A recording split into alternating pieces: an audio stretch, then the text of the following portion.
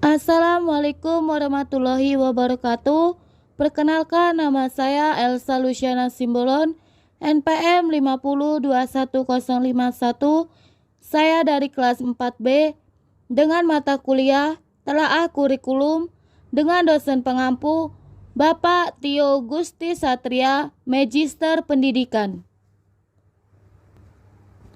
Di sini saya akan menjelaskan tentang perbedaan dan perubahan kurikulum tahun 1947 sampai kurikulum merdeka. A. Kurikulum tahun 1947. Kurikulum ini adalah kurikulum pertama sejak Indonesia merdeka. Perubahan arah pendidikan lebih bersifat politis dan orientasi pendidikan Belanda ke kepentingan nasional. Saat itu mulai ditetapkan Pancasila sebagai asas pendidikan. Kurikulum ini juga disebut dengan Rencana Pelajaran tahun 1947, namun baru dilaksanakan pada tahun 1950. B. Kurikulum tahun 1952. Kurikulum ini lebih merinci setiap mata pelajaran yang kemudian diberi nama Rencana Pelajaran Terurai tahun 1952. Kurikulum ini sudah mengarah pada suatu sistem pendidikan nasional. Yang paling menonjol dan sekaligus ciri dari kurikulum tahun 1952 ini bahwa setiap rencana pelajaran harus memperhatikan isi pelajaran yang dihubungkan dengan kehidupan sehari-hari. C. Kurikulum tahun 1964. Pemerintah kembali menyempurnakan sistem kurikulum pada tahun 1964 yang dinamakan Rencana Pendidikan tahun 1964.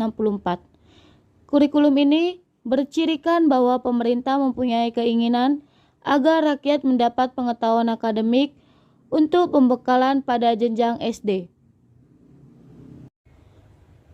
D. Kurikulum tahun 1968. Kurikulum ini bertujuan membentuk manusia Pancasila sejati, kuat dan sehat jasmani, mempertinggi kecerdasan dan keterampilan jasmani, moral, budi pekerti, dan keyakinan beragama.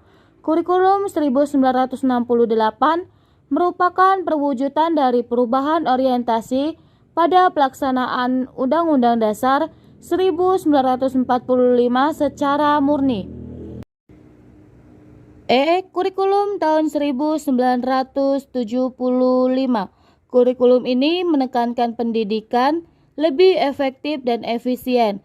Menurut Mujito, Direktur Pembinaan TK dan SD, Departemen Pendidikan kala itu, kurikulum ini lahir karena pengaruh konsep di bidang manajemen, MBO atau Manajemen by Objective.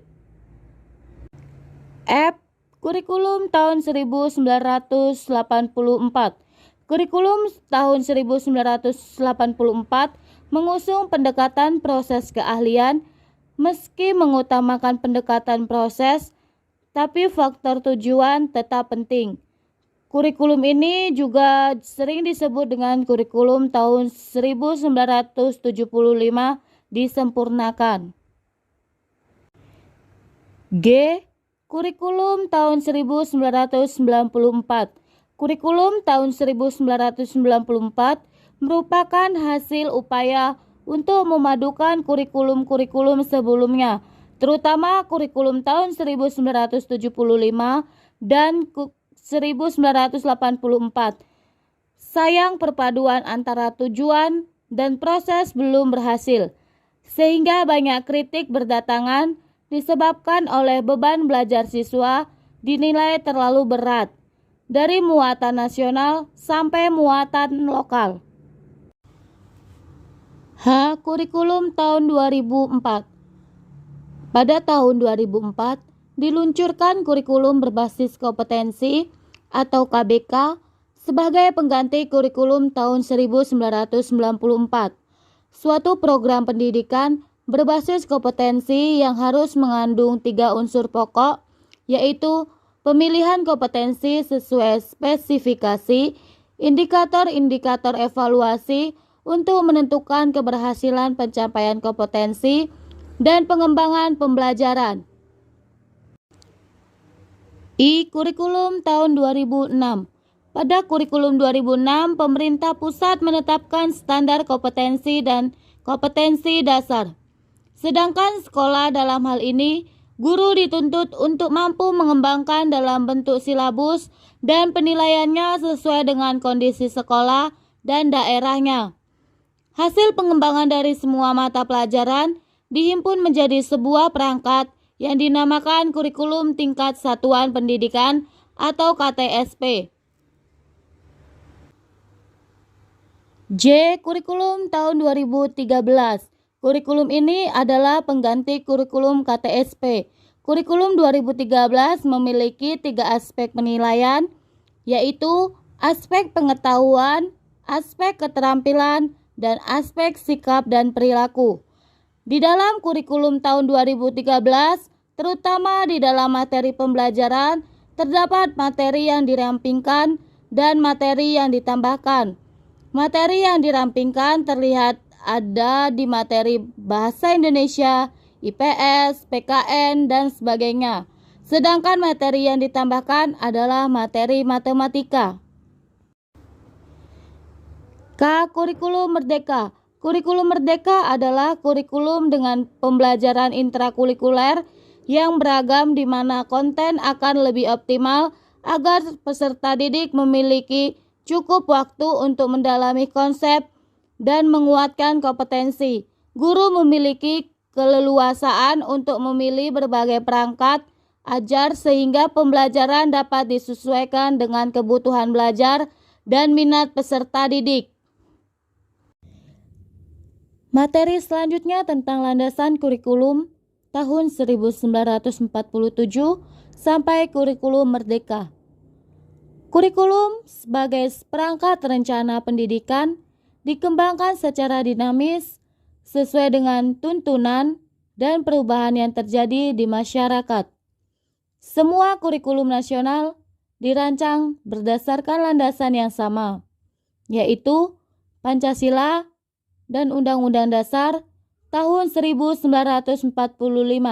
Perbedaannya pada penekanan pokok dari tujuan pendidikan serta pendekatan dalam merealisasikannya.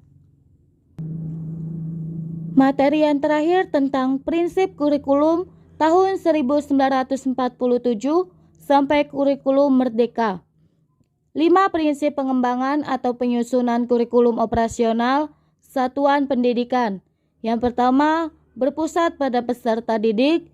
Yang kedua, kontekstual. Yang ketiga, esensial. Yang keempat, akuntabel. Yang kelima, melibatkan berbagai pemangku kepentingan. 5 prinsip pengembangan kurikulum 2013. Yang pertama, prinsip relevansi. Yang kedua, prinsip fleksibilitas. Yang ketiga, prinsip berkesinambungan atau kontinuitas.